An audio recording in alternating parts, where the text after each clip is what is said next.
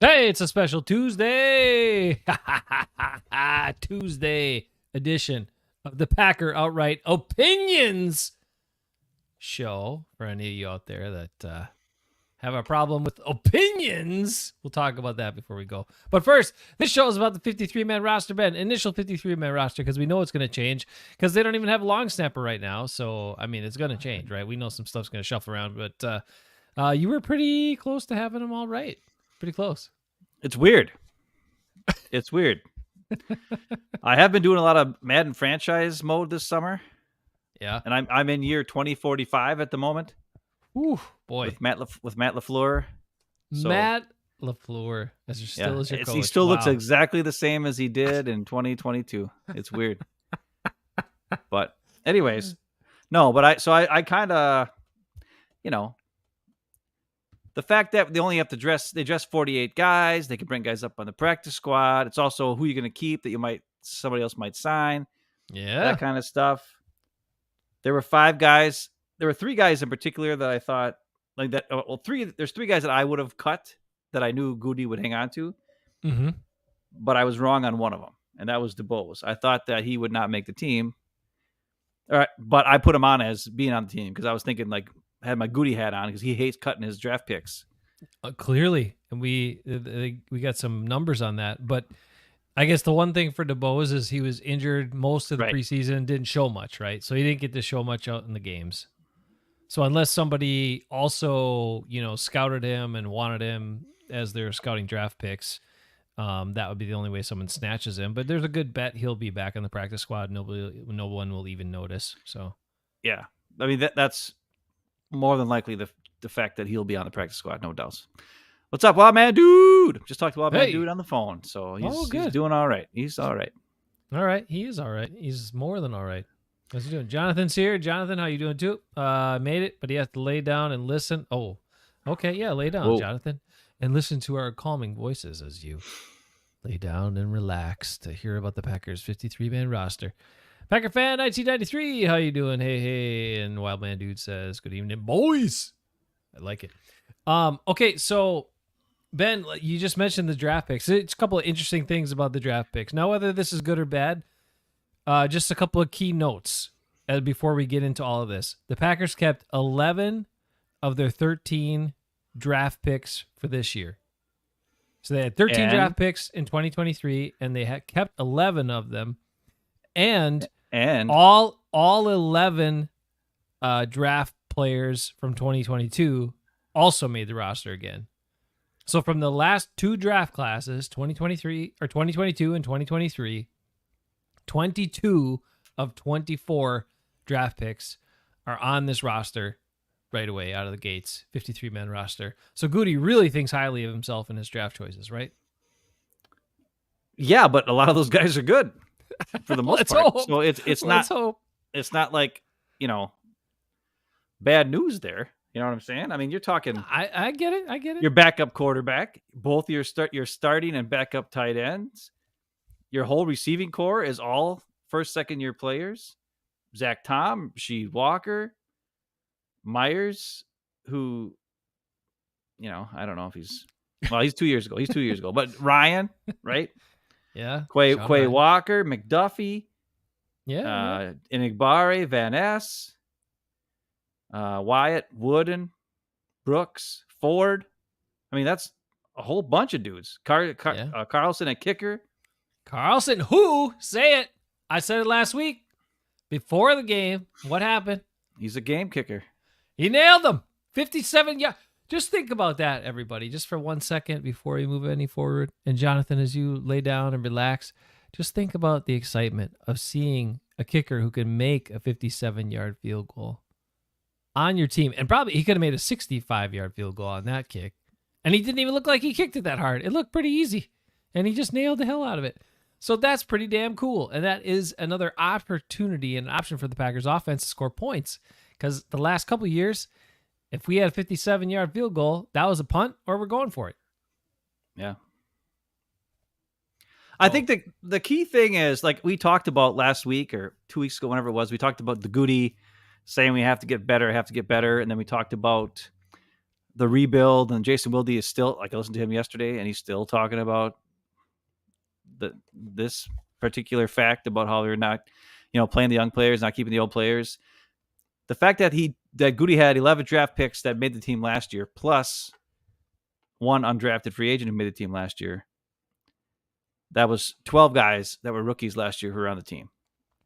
So that was already a rebuild. He tried to do a retool. He started it last year, even with the young or with the older veterans that were on the team. Right. And now this year, the combination of the 2 years together, you're looking at an extremely young and inexperienced team. But based on what we've seen, a lot of talent. So the potential to be quite exciting is there. But we also just saw in this last game, I mean, Christian Watson had a ball, hit him in the hands, and he dropped it. Now, was the pass underthrown? A little bit. But why did he break stride? Watson broke stride and jumped in the air like a goofball.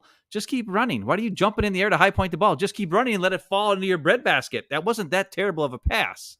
Goofball. I'm so glad you said that. I'm one of two goofballs in this show. Hey, let's get into the roster here a little bit. Okay. So no surprise with quarterbacks.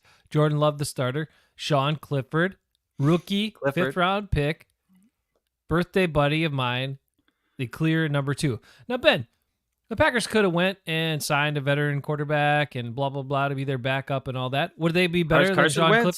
Would they be better than Sean Clifford? No. So what's the point? Let this young man be on the team. Plus, he's a gamer. He's played a lot of football. He looked good. He's exciting. I like it. And then people say, and then people say, oh, they need a veteran quarterback to help Love on the sidelines. I'm like, he's got Obi Tom Kenobi. Yeah. You don't need no help. Obi Tom is there to help him, man. What's up? We're good. Love and Clifford, that's all we need. And then Magoo, who will be on the practice squad or whatever. Yeah. Or bring back Danny Edley, for all you know. Who knows? Yeah, Magoo's got a good arm. Give him that. And he could come back and be a, emergency quarterback guy on the practice squad. That's fine. Look, did you happen to see JT O'Sullivan's quarterback school latest breakdown of Jordan Love? Preseason game 3. He pointed out some improvements. He was talking for the first couple of weeks how he had too wide of a base on a lot of his throws. He said he's already corrected that. So these things are happening. They're seeing stuff on film that's affecting accuracy of throws, and Love is correcting some of the things that they're seeing. So Obi Tom's on it, or he's on it, or somebody's on it. So they're already kind of tweaking and retooling and stuff like that. And he also came out and said how there was a lot to like. Is it perfect? No. Is the ball placement could be better in some spots? Sure. But is he making the right decisions? Is he reading things out right? Is he looking at his progressions and coming off and going to the next thing when it's not there? Yes, 100%. 100%. So go and watch QB School, watch the Jordan Love reviews, and then I want you to do this. He did a Justin Fields review from week 3. Now, I don't know if anybody watched that, but I sure watched it.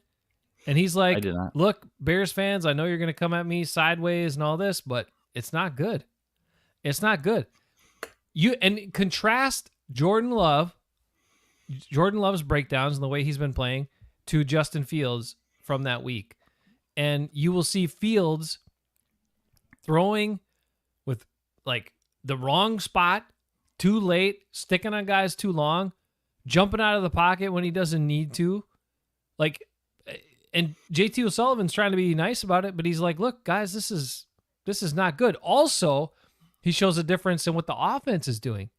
And he even says, he's like, what are we doing here? What the hell are we doing here on offense? Where they're basically creating half-field reads for Justin Fields to make it easier for him. And he still screws it up. Yeah, and he's like, this is the NFL. What's going on here? So I'm just saying, if you're not sure about Jordan Love and you're still not, whatever, kind of apprehensive or moving on from Aaron Rodgers, and everybody's all high on Justin Fields, just go take a look at the way quarterbacks need to play, the things they need to do to be successful, playing not as an outstanding athlete who can make a crazy play once in a while that Justin Fields surely will do and will do against the Packers, I'm sure. But just consistently being successful on offense, you have to do certain things. You have to read the plays out. You've got to follow your progressions. You've got to do all that stuff, and you got to make good throws. Jordan Love's been doing it. Justin Fields not been doing it. So just go check it out. QB School, plug for QB School. Hey, Lee, how you doing? David's here too. Oh, I thought that was Lee. It's Packer Fan 1993. And David's here. Hey, y'all. How you doing, David? So, 53-man roster. We got our quarterbacks. We got Jordan Love. We got Sean Clifford. We keep 2 quarterbacks, Ben. That was one of the ways we said we could keep, some guys in extra spots and all that. Running backs, Aaron Jones, A.J. Dillon, and Emmanuel Wilson all on the roster, the 53-man roster. Which is what we've been saying for 2 weeks. 3 weeks. We said after the Bengals game. Or no, whatever game he had that 80-yard touchdown run and he looked really good. Maybe that wasn't the Bengals game. I don't know what game it was. It was the Bengals game. Yeah.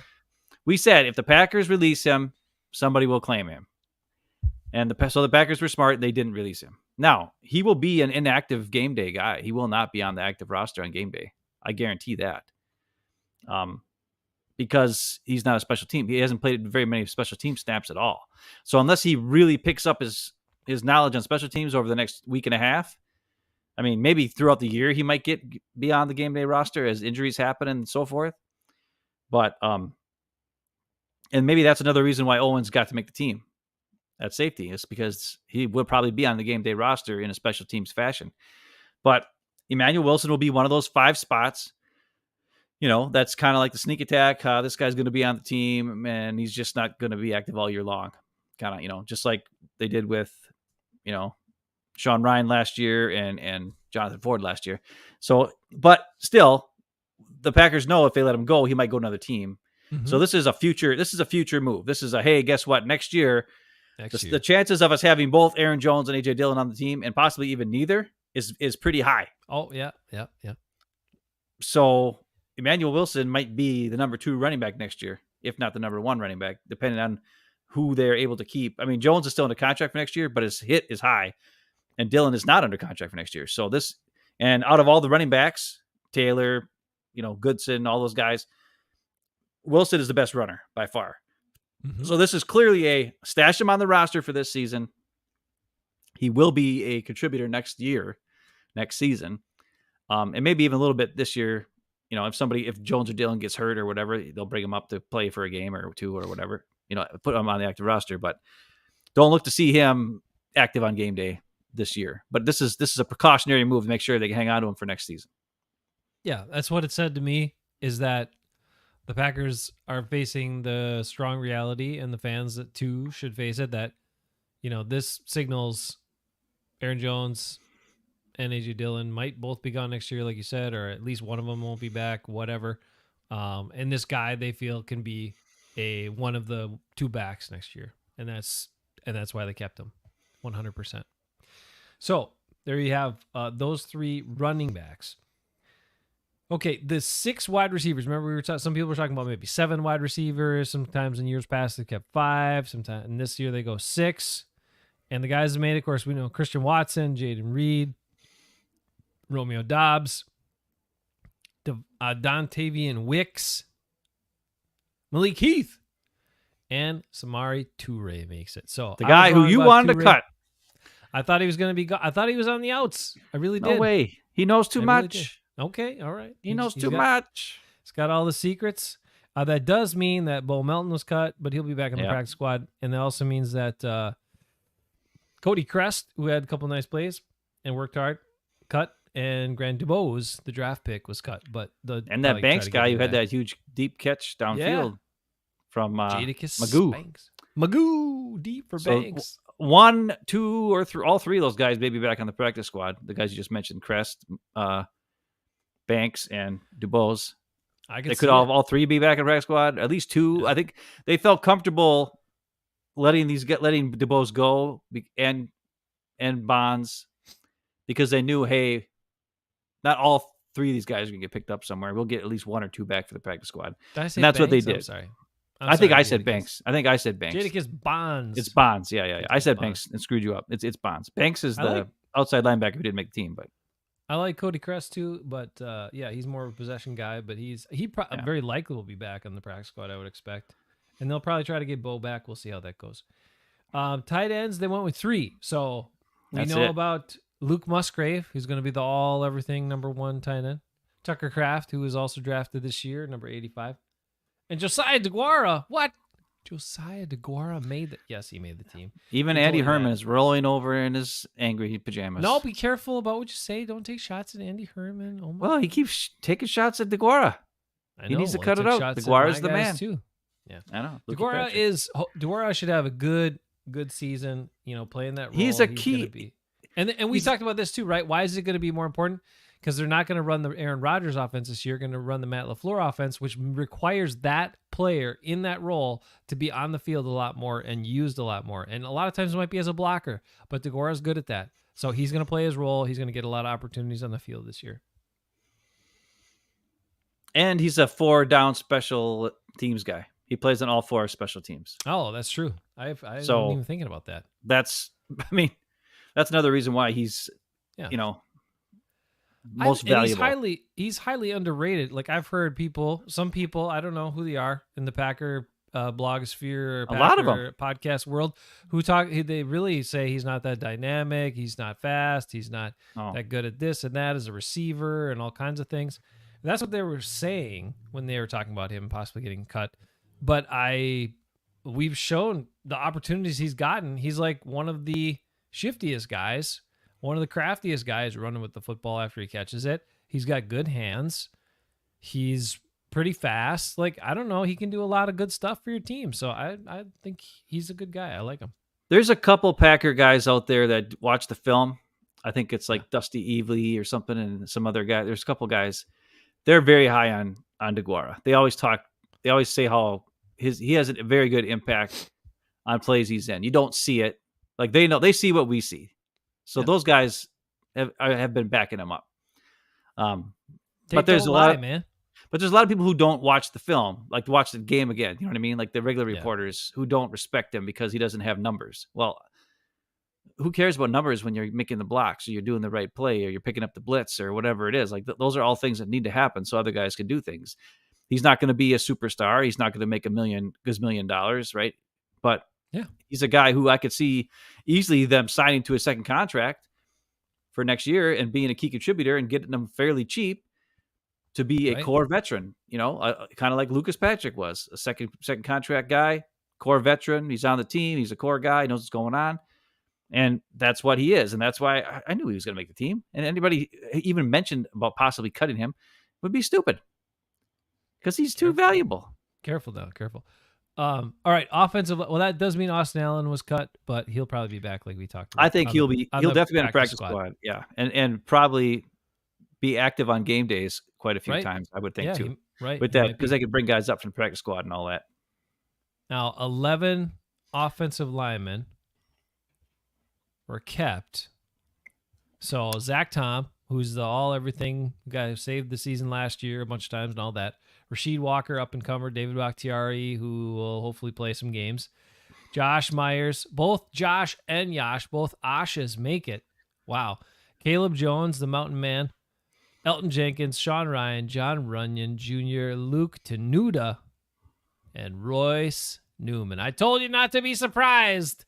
I'm not surprised. Somehow made it, but oh my goodness, he shouldn't have made it based on his play and the way he practiced, but he made it. He's on there again. I'll just say I got everyone right except for Royce because I only had 2 mistakes.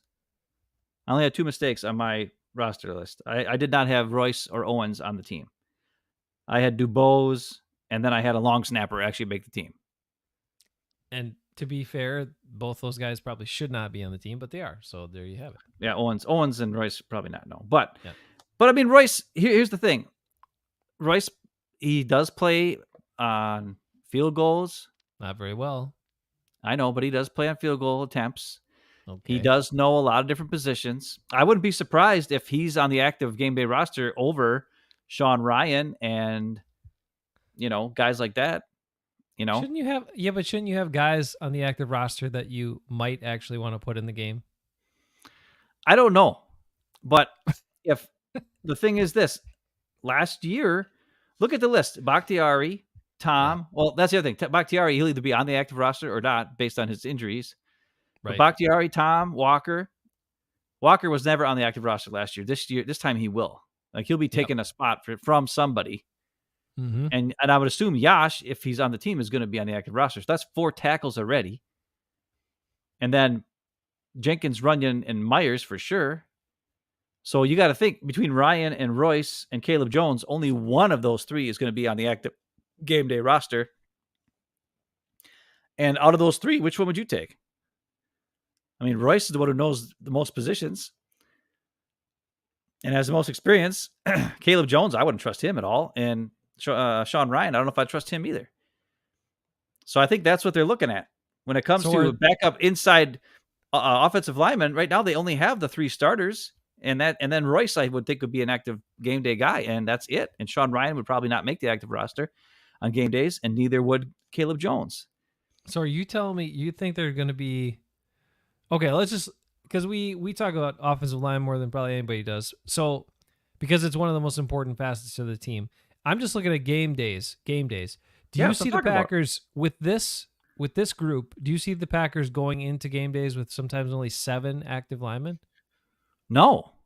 Because of the Bakhtiari. Well, yes, if Bakhtiari decides that he can't go that day, then possibly. So Tom, Walker, Josh Myers, Elton Jenkins, John Runyon Jr., that's 5. Then we have Yash for 6. Rasheed Walker for 7. And then Royce would be 8. Or Sean Ryan, one of those 2. Because you need some sort of backup interior offensive lineman besides Zach Tom, who can go anywhere. Yeah, you do. Because otherwise you just have your 3 starters at guard center because they have so many tackles. And Tenuta will be on injured reserve at the start of the year, so he doesn't count on the 11th offensive lineman. He'll be put on injured reserve tomorrow, and they'll bring Orzik back on the team or whatever. Yeah, I'll get a long snapper back. Yeah. But as far as game day active roster goes, you're talking, Royce or Sean Ryan are going to be part of the 8-man offensive line because they have nobody else. Caleb Jones will never be active because there's no reason to, because he's 5th on the depth chart behind Yash and Walker. For tackles, yeah. Yeah. Yeah, you're right. And he's not that good anyways. Isn't it so weird that the Packers within a year or 2, I don't know if it's 2 years, maybe it's 1 year, maybe it's 2 years, but they went from being like really strong at interior guys and weak at tackle to going like overloaded at tackle and not enough interior guys now. Well, when you only draft 1 interior guy out of 11 picks last year and you draft 0 offensive linemen out of 13 picks this year, yeah, you're going to be light there. That's 1 guy out of 24 draft picks on the interior offensive line. If Zach Tom had some extra Twinkies in the offseason and gained some weight, he wouldn't be good inside either. Dang. Well, he's still not the best in there. I think he's better at tackle. He's fine at center. I don't like him at guard. I think he gets shoved around too much at guard. I wonder if Walker could play guard. He's kind of a little shorter and a little bigger. Yeah, but he's kind of got a little big dog in him. Not big dog Mercedes Lewis. I'm talking big dog. He's got Glenn Robinson big dog. When the play is on, he works hard. Yeah. But after about 2 seconds, then he's like, yeah, I'm good. Shuts it down. And he shuts it down. But he's really good for like a 2-second, however many seconds the play goes, he's good. All right. But like once he thinks the ball's out of the quarterback's hands or whatever it is, he's kind of like he shuts her down immediately. That's the only thing I've noticed about not Rasheed. What's his name? Yeah, it's Rasheed Walker. Yeah, Rasheed Walker. Yeah. Yeah, that's the only thing I noticed about him is that I'm kind of like, he's not a go to the whistle guy. He's a go till I have had it. I think I'm good guy. What that says to me is that Sean Ryan's really got to pick it up. They need Sean Ryan to emerge as a guy that they want to have on their game day roster. Right. So, well, if he does, then Royce is, yeah, because not going to be on the active roster. Based on, so we've seen it right over and over again, and you said it. Royce is much better at tackle when he doesn't have to worry about all the stuff coming around and extra loops and guys come from all directions and has to help this way and go that way. When he's playing tackle and he can just try to block one guy, he's better. And generally the guys on the edge are lighter than the guys on the inside who just push him around. But based on this scenario, this makes me really even more dumbfounded why you keep Royce, because you're keeping Royce to be a backup interior lineman, which he's terrible at. Right, but the Packers don't know that, and neither do any of the fans. Oh They my all think God. he's a better guard than he is a tackle. No. And the fact is, he's not good at either. Right. Well, He's the 6th tackle on the yikes. team, but yet he's the 5th best interior offensive lineman on the team. Well, that's not true. Zach Tom will swing in there, so he'd be the 6th. I don't know. He I just, don't know why you keep, like I said, don't know why I you didn't have keep him making my team, and I don't know why he's on the team, but he's on the team. It is weird that he's on there. All right, let's switch to defense. Okay. So as we talked about defensive line, the other big guys, the other side of the ball, Got the him all Packers right. smartly keep 6. I like it. TJ Slayton, Carl Brooks, and Colby Wooden, both rookies who showed out in the preseason, are both in there. Devontae Wyatt from last year, who's got to pick it up with his conditioning, but otherwise he's very talented. Yeah, he does. Kenny Clark, the mainstay, and Jonathan Ford, monster, quick guy who jumps off sides all the time, but I don't give a crap. He's a big dude, and they need him on there because he's the only other really big guy that can play inside. So those are the 6 D tackles, or D linemen, D linemen. And the weird thing is, when it comes to active game day rosters, right, on the 48, I think 5 out of these 6 will make the active 48. Okay. And it's going to be one of 2 guys who aren't going to be active. It's going to be Wooden or Brooks that are going to have to be. One of them will make it, and the other one probably won't. I mean, they're on the 53, but they won't make the active 48 because Jonathan Ford and TJ Slayton are the only 2 big monster guys that we have that are any good at, being kind of like a goal line defender type thing, or short yardage beef boys, right? Mm-hmm. So you have to play Ford this year. Ford should be active on game day, I would assume, because we don't have a Jaden Reed on the team this year, who's a bigger, tougher guy at 300-some pounds. I mean, Wooden is only 275 or whatever he is, and Brooks is a guy who's 300 pounds, but he played outside linebacker in college, so he's not used to getting in the middle like that. So that makes Ford, like I said the other day, non-expendable. Like, we need him. Right. So like our defensive front and the goal line should be Kenny Clark, TJ Slayton, and Jonathan Ford, and also short yardage situations, of course. But that's why I picked all 6 to be on there on the roster, and I was right. So what do you say? I'm always right. Okay, you're right. But Lee's here. Hey Lee, how you doing? Good to hear from you. See you. Lee also asks in the chat, probably not for us, but for everybody else, did anyone else put money on Green Bay for over 7 wins? You should. I don't gamble. I don't gamble. I don't gamble either, but I'm expecting way more than 7 wins out of this team. I have an addictive personality, so if I start gambling, I know I don't stop. So I just don't start. That's why I don't drink. That's why I don't do a lot of things, because I know I get addicted to things. So I know better than to start doing something dumb. I just stay boring. Boring, yeah. Goofball number 1. All right, Chris Slayton does not make the team again, but that's all right. He's kind of an overlooked guy, but if he's sneaky enough, they might have him back on the practice squad, and he is a bigger guy too that you could pull up to help out with some of the lack of size if there's any injuries. Outside linebackers. Okay, we switched to that. So the cuts, they cut Kenneth, but I'm sure, did they sign him back? Is that part of like the? I don't know if I don't know, because otherwise that's just freaking mean. Like, what the they hell might is just that? Well, if he stinks, I mean, he's a guy who has no experience. Yeah, but I mean, maybe they he just hangs around. Yeah, maybe they just don't want him on the team. It would seem like a douchebag move, but I don't know. I don't know. Somebody explain that to me if you know the rules on that. Like, they have to, if they had the to rules are cut him. It's a bonus extra spot, so I would assume that he gets the bonus extra spot. But it's weird that they cut him, like, because I'm assuming you cut him, that means anybody could pick him up, right? I don't know. So I'm thinking they just were like, nah, he's not a football player. He's a big, strong, athletic guy, but he's not a football player. Bye. That's what it seems like to me, which is kind of a douchebaggy move, but it's cut down day, man. Cut down day sucks. But he could high five guys with the best of them, be a positive teammate, you know? I know. A little, okay. All right. We'll see what happens there. I don't know how we'll see. Works. I don't know. Maybe he'll still be on. I have no idea how that all works. We've never had this before for Packers. So right. Outside linebackers, Justin Hollins, the veteran, they keep him. Rashawn Gary, JJ Kingsley Enagbare, Brenton Cox, Lucas Van Ness, the number 1 pick this year, and Preston Smith, the old hat. So those are the 6 outside linebackers that they keep on the team. Again, Brenton Cox, 2 at a time. Yeah, Brenton Cox came on. Now, some of these guys are going to play special teams, and Enigbare's been a monster on special teams in the preseason. Yep. I like what you said on the last show. Van Ness, put him on special teams. Make him be kick coverage. Make him do some of this stuff. Yeah, if he's fast and he's big. Just have him run down there, run over dudes. But he should be on field goal return. Yeah. Well, get not his big ass in there and block some kicks. Field goal block and punt block. Yeah. Put him in the middle. Put him right on the A gap.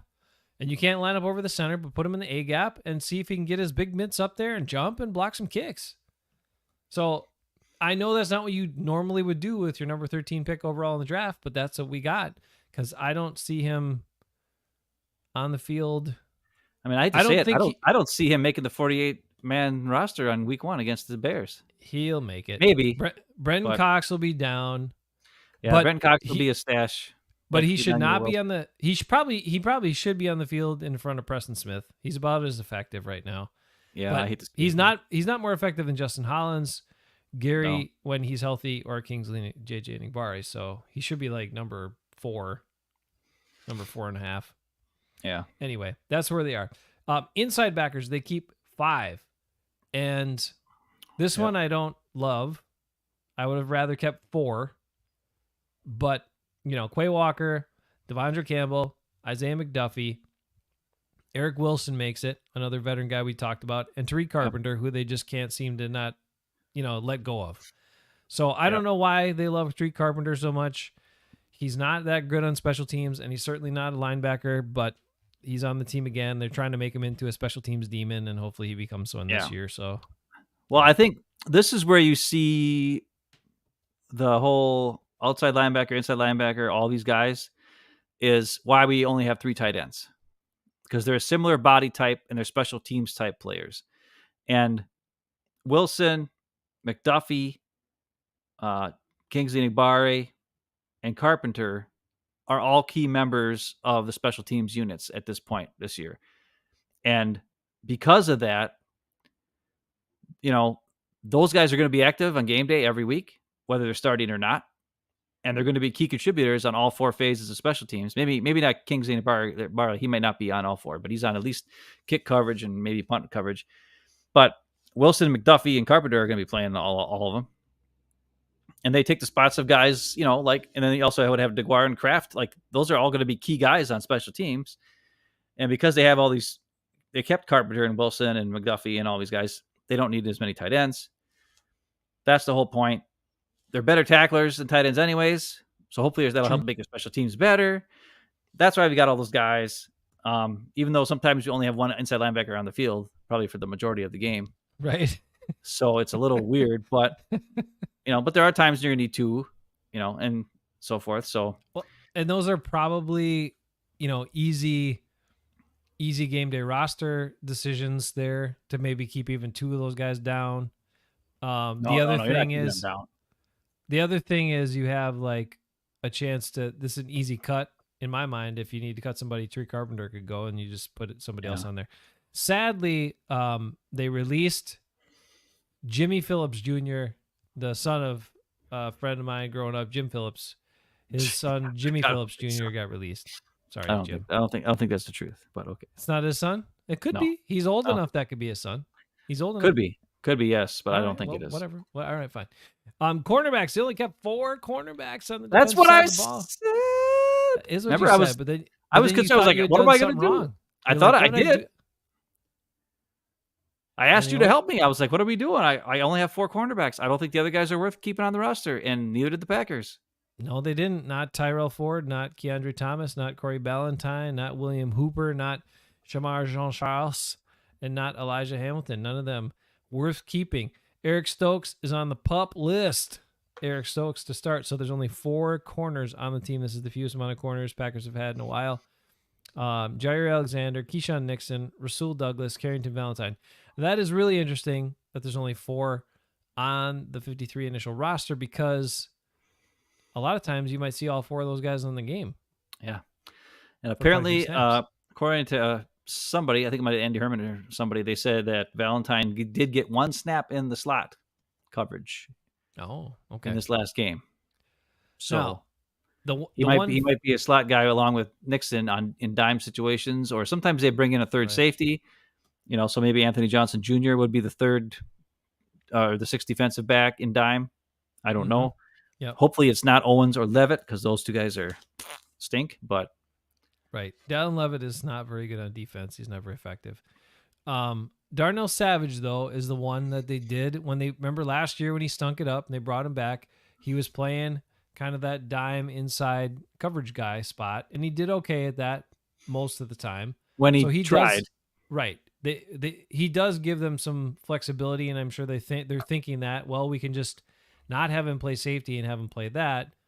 And that also allows us to maybe just keep 4 corners here. And that's kind of what they're thinking. And then, of course, they're expecting to get Stokes back, but and that could then shuffle some things. So safeties are 5. It's Rudy Ford, Darnell Savage, Jonathan Owens, surprisingly, Dallin Levitt, and basically for special teams, and Anthony Johnson Jr., who we talked about because he's so cheap and just a 7th-round rookie, and they got his rights for 4 years. So Tavarius Moore was on IR, and Innis Gaines and Benny Sapp, who got Benny Sapp. Hey, what a way to go out, man! Got that pick, saved the game. Good for you, buddy. Sorry you didn't make the team though. Well, he might be a practice squad guy. Yeah, he probably will. Right? Probably. And then specialists to finish up: Anders Carlson, the gamer, can't make him in practice, but makes him when it counts. And Daniel Whelan. I said he was going to be on the roster. Remember, I told you the other day. And they even released Pat O'Donnell a day early just to take the suspense out of it. I know. So he is a new punter for the Packers. We have a new kicker and a new punter this year, both young guys. Also, he is if he plays in Week 1 against Chicago, he'll be the first Irish-born player to play in the NFL since Neil O'Donoghue in his first final season with the St. Louis Cardinals in 1985. So he'd be the first Irish-born player since 1985 to play in the NFL in a regular season game. So there you go. Well, our new punter. That's exciting. Our new punter. Irish. And then they're probably going to have Orzik come back on the roster. Probably. Yeah. Tomorrow after they put Tenuta on IR. Right. And then they'll have pretty much everything they need for the first game, probably, I would expect. So overall thoughts, I thought we did a pretty good job the other day. We only missed on Royce and Owens making the team, which are veterans who, are somewhat good, I guess. I don't know. But they're also probably, in my opinion, the first 2 guys to get cut if somebody shows that they want to get somebody in, on the roster from someplace else. Because I really think Brenton Cox, Emmanuel Wilson, Caleb Jones, and Wicks are all guys. Those 4 are going to be stashed, and not ever hardly make the active roster, in my opinion. And then there'll be one more guy who's got to be a stash guy, and I don't know who that would be, but I don't know.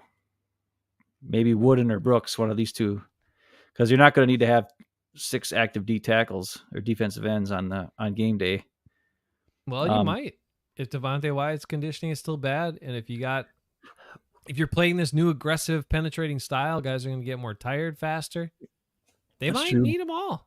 They might need to have 6 guys up. Unless they feel like Van Ness can handle more snaps in the interior, which I don't know that I've seen it yet. Depending on how Gary's gotten some snaps on the interior. I don't know why you would put him in there. I think Wooden and Brooks are better than he is. I know, but I'm just saying, why would you put Van Ness in there if those 2 guys are both better than he is at that position? When they're thinking about the way they, massage the game day roster, sometimes you got to make some of those calls about, well, okay, how many guys can we have up at all these spots? Who's got to be on for special teams?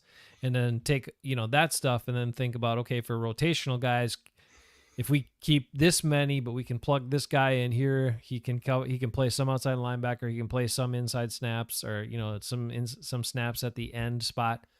Then you have a little more flexibility with who you make choices for game day. That's the only thing. So it's the same thing with the old lineman guys, guys. And that's why one of the reasons they love the cross training and the multiple position backups and all that sort of stuff, because it gives them more game day flexibility. So that's always a good thing. Anyway, no real surprises here other probably than the fact that Royce made it. Jonathan Owens, a little surprising. And we had kind of thought they were leaning this direction for punter anyway. I mean, they signed Pat O'Donnell last year. He started out pretty good, and then he kind of faded. And then by the late in the season, his kicks were pretty weak, to be honest. And I think basically what this says here, this season, Goody was tired of the weak leg. He wanted some stronger legs in there, man. So he's like, yeah, maybe the operation on field goals isn't all perfect, but this guy can kick it farther than the other guy. Same thing with field goals. Maybe he's not as accurate, because there was some, I think, what was it, Mason Crosby, and there's some Packer places putting stuff out about Mason. They got to sign Mason Crosby. They got to call him now, and he's available. He let it known on Twitter that he's available. He's here and ready. Easy to find me. Mason Crosby putting that message out there. But, the thing is, Mason, we had an awesome run with Mason. He was a great Packer, a great player, all-time leading scorer in the history of the franchise. But he just couldn't kick the ball very far anymore. And at some point, you got to hang him up. You got to move on. And the Packers moving on to this young kid this year. He's got a heck of a leg. Go back and watch that kick. Everybody was super excited when he pounded that 57-yard kick. And he drilled another kick right down the middle earlier in the game. So I think he's going to be fine. I think my prediction from last week is going to be spot on.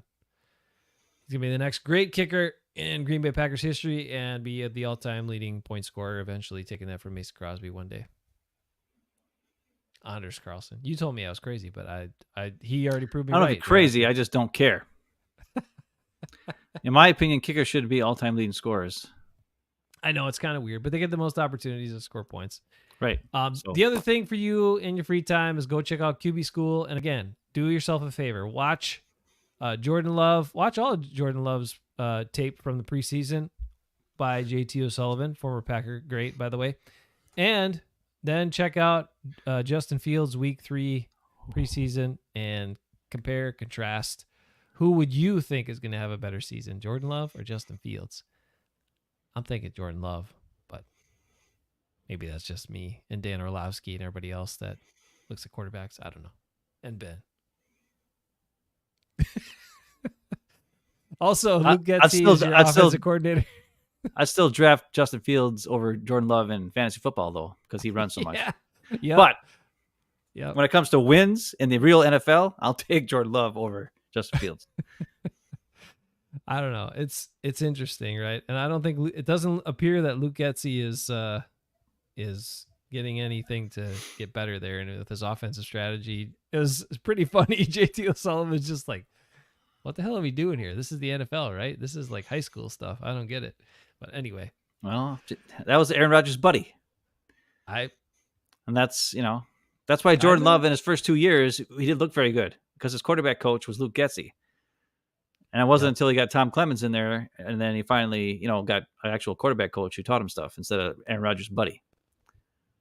So that helped too.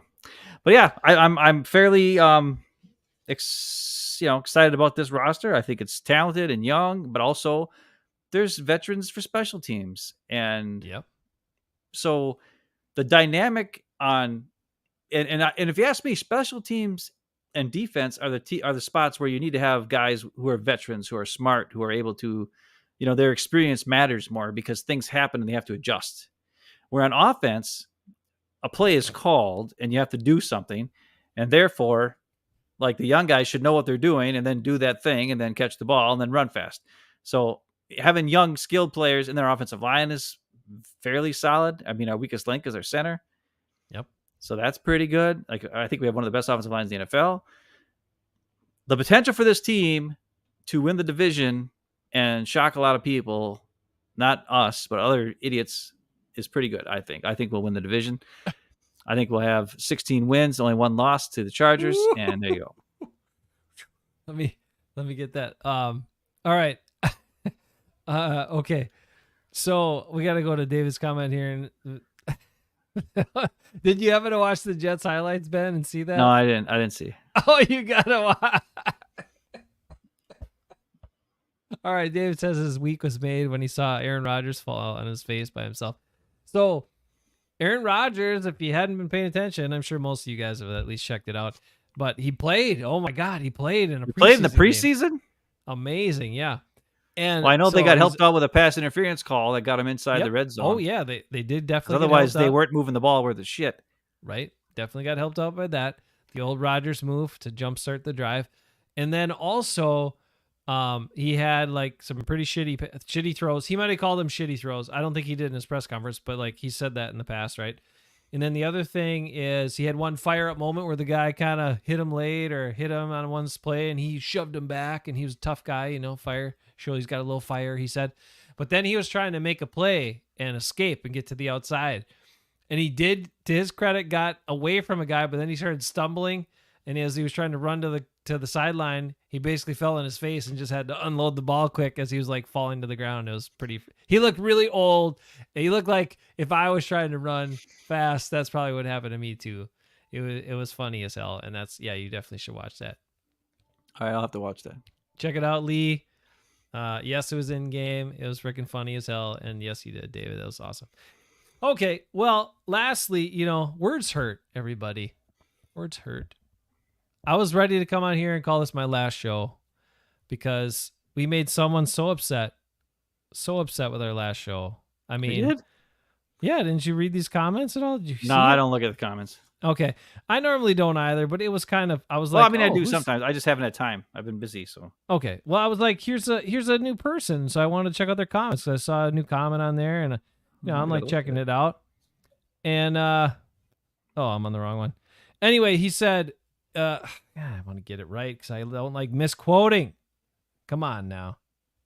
Take over the show for a second while I find this here. Okay, well, I'm looking for it right now. So it was the last show? Yeah, here we are. So Jago got in there, of course, late, didn't watch the show, and he's like, bros, yeah. I project that Aaron Rodgers will not be on the 53-man final cut. And I'm like, yeah, you're right. Anyway, he criticized us that these goofballs take shots at Andy Herman is laughable. That's why I told you to be careful. And then later he says, the more I listen, the more I regret. At 1 hour and 10 minutes, I'm out. Awful. So, First of all, Jeff Schultz, thanks for listening for 1 hour and 10 minutes. That's pretty impressive. I appreciate that, actually. That's not many people could do that, so that's pretty good. I wouldn't ever say that our show is awful. I mean, the last show wasn't the best. No, but I mean, it's not awful. But actually, I went back and tracked what it was that 1 hour and 10 minutes was basically where I was saying that Vanessa is really underperforming. And I also, in that part, compared to Rashawn Gary, saying Rashawn Gary wasn't a superstar. So maybe it was just all that stuff that he just couldn't handle and was like, oh, I don't know. I'm out. Listen, man. But anyway, like I said, like we've always told anybody on the show, we're going to call it like we see it. We're not trying to be jerks. And yes, have I turned into a cynical asshole in my old age? Yes, I have. Yes, I have. When did it happen? I don't know.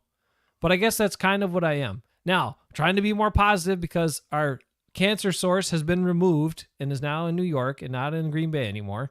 So we want to have a fun, positive season with these young guys, and we're excited about that.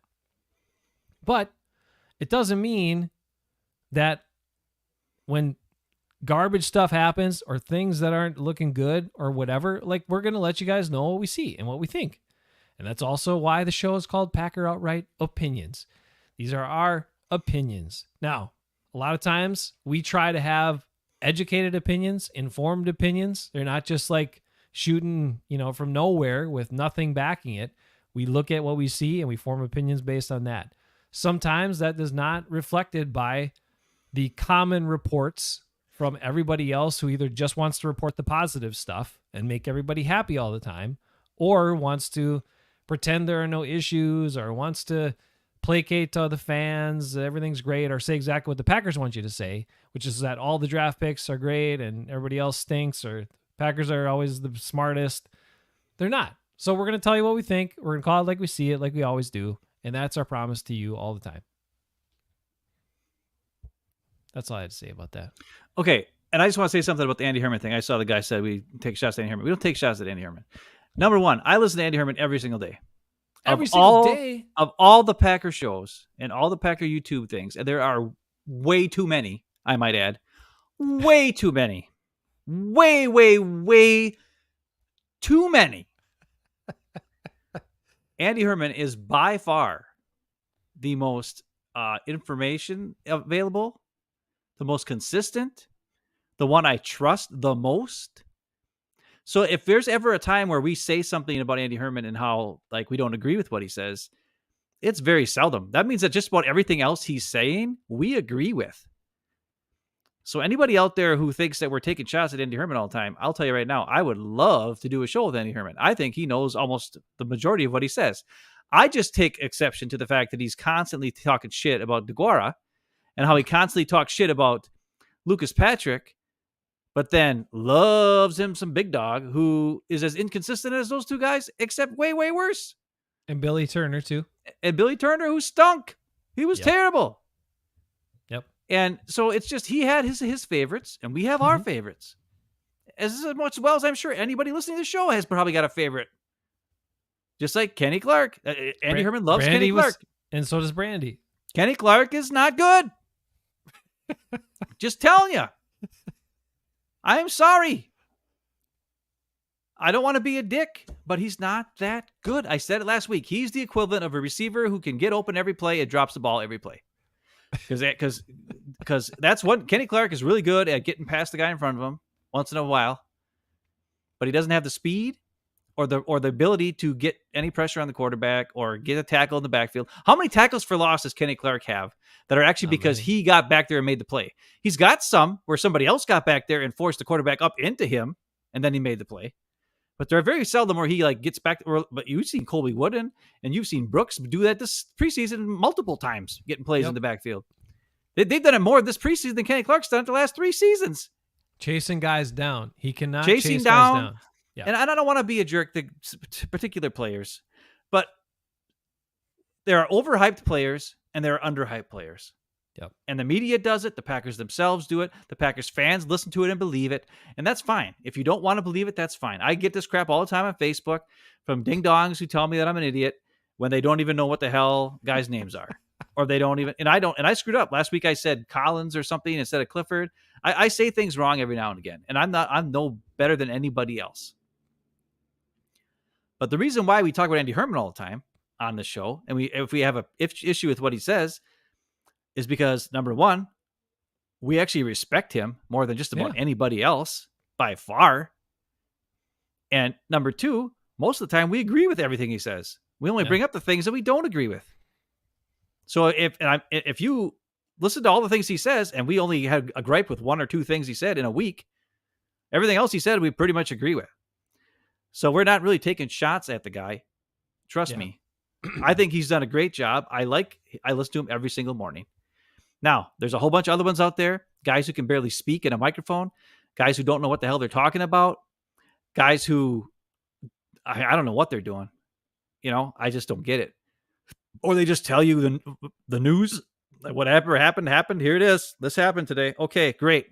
I can look that up on my phone and find it out in 2 seconds. What we are here to do is to tell you our opinion of what we saw as lifelong Packer fans from years and years and years ago. And we've seen a lot. We've seen a lot of guys come in and out of the Packers. We've seen a lot of guys get a lot of hype, and then they stink. We've seen a lot of guys come in and get no hype, and then are awesome. Tramon Williams is one of them.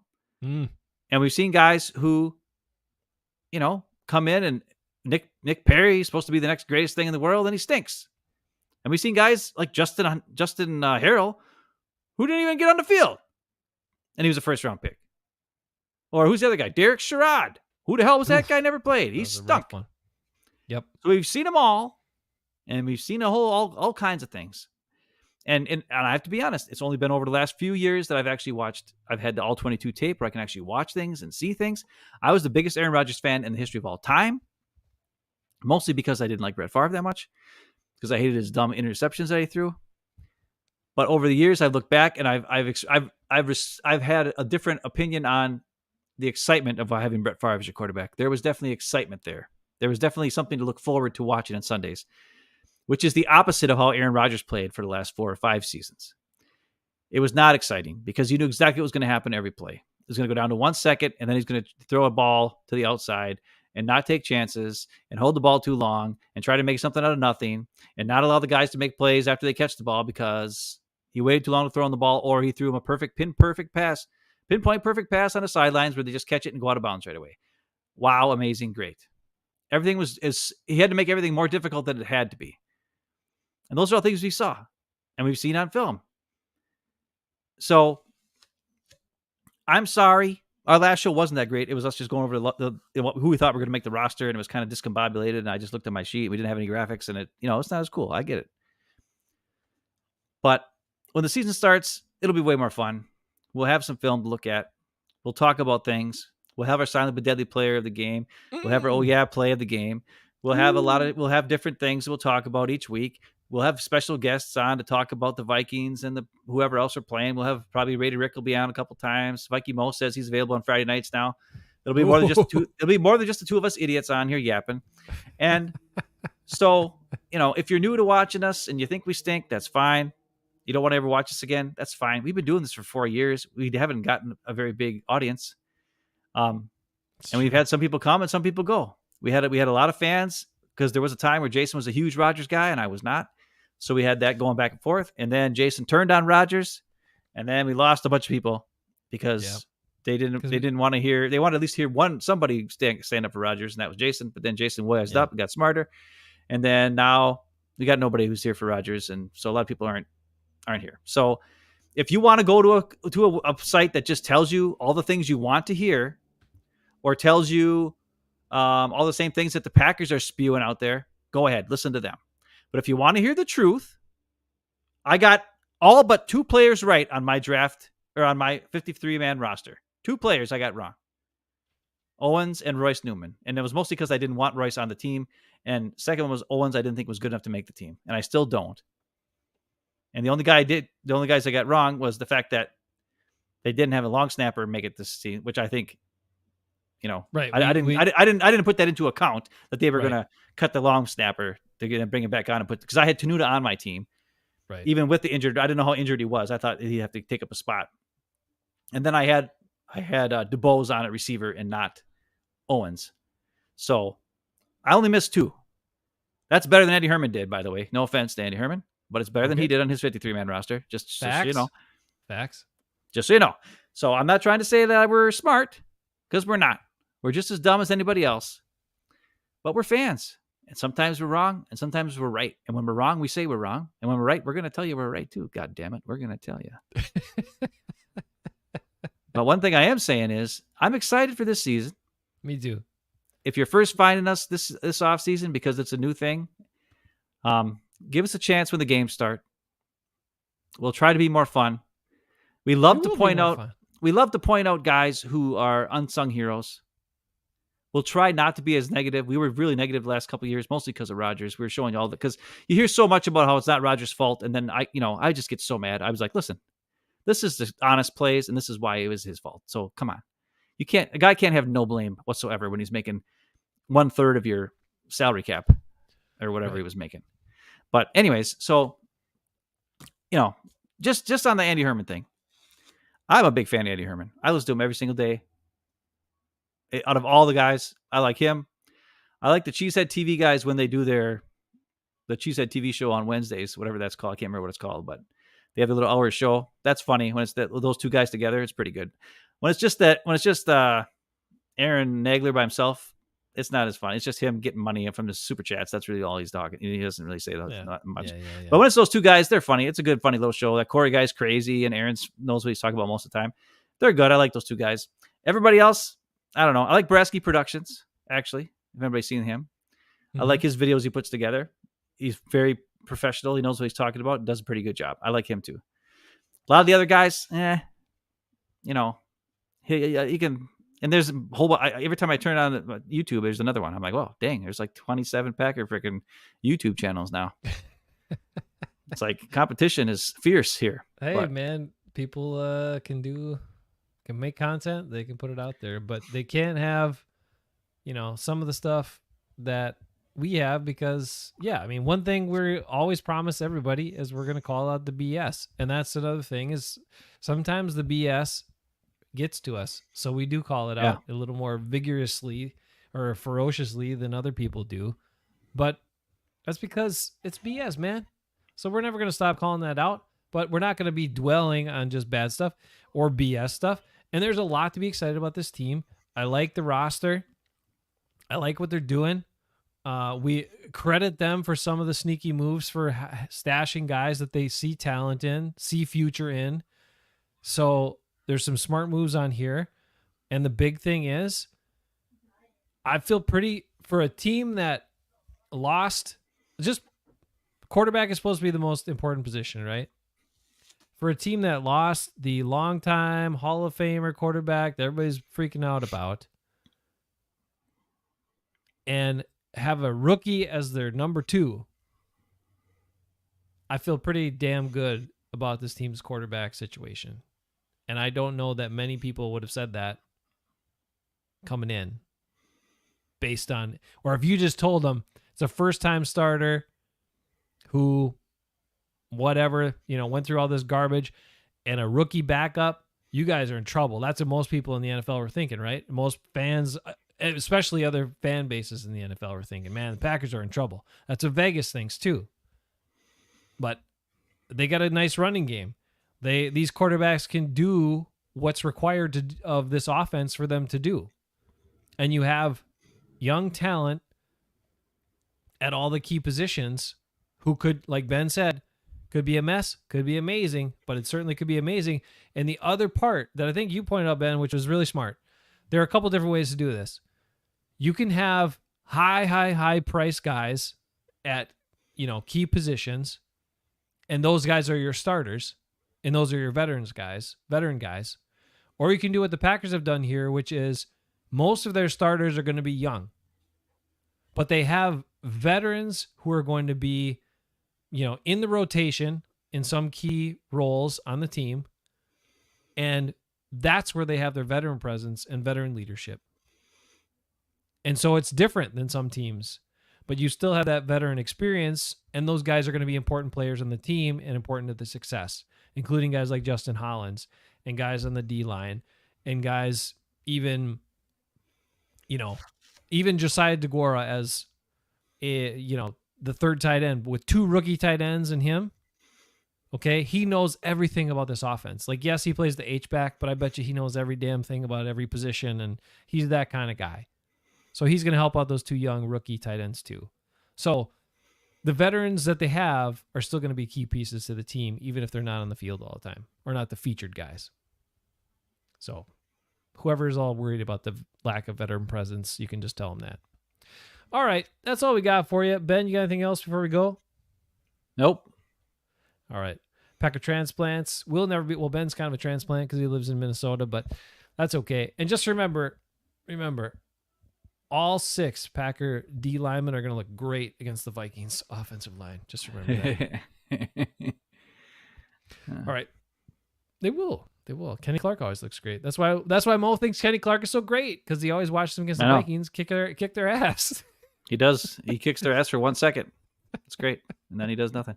Okay, I got to stop. I know I'm terrible. But... JJ! Oh, JJ just showed up. Hey, JJ, it's been a little while. And the bar in Milwaukee is paying everyone's... Oh, yeah, we did hear that. Every time the Jets lose a game, there's a bar in Milwaukee that's going to be paying everyone's bar tabs. So they're going to be really... broke. They're really anti-Rodgers, too.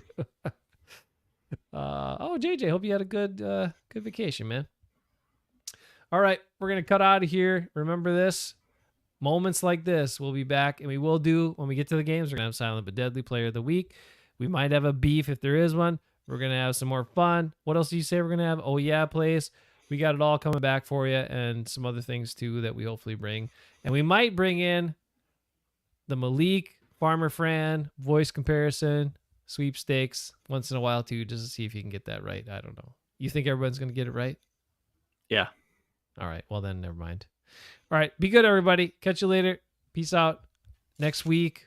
Well, are we doing a show Friday? We're doing a show Friday or not? I don't think we need to. Ben says we don't need to. All right. We're taking the rest of the week off. We'll see you next Friday.